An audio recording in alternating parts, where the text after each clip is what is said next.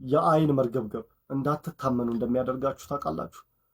ሰዎች ይህንን ባህሪ ሊገልጡ የሚችሉት ስሜታዊ በሚሆኑበት ቅጽበት ላይ ነው።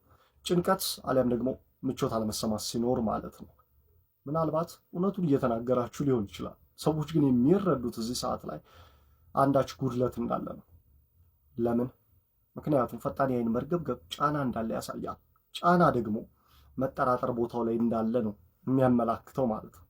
ስለዚህ በራስ መተማመን የሚያሳይ የአይን ግንኙነት በቀጥታ ከሰዎች ጋር በተፈጥሯዊ መልኩ የሚገናኝ ነው። አንዳች መቅለብለብ የሌለው እና ማፍጠጥ ያልሆነ ጭምር ማለት ነው።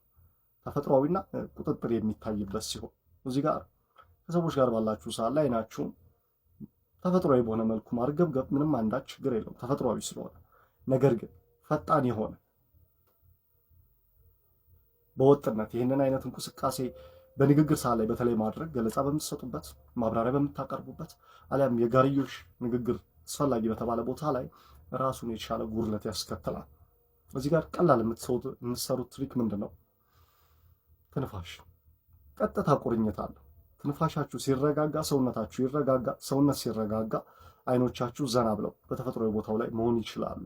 ስለዚህ አንደኛው እውነታ ሰዎች የተረጋጉ እንቅስቃሴዎችን ስሜታዊ ከሚያደርጉ ፈጣን እንቅስቃሴዎች በላይ ያምናሉ ነው። ስለዚህ ዘላችሁ እንደዚህ አይነት መጣደፍና ጥልፍልፍ ቁልፍልፍ ማለት ሁኔታ ውስጥ ስትወድቁ ትንፋሽ ረጋ ስትሉ ነገሮች በቁጥጥር ስር ይወድቃሉ ማለት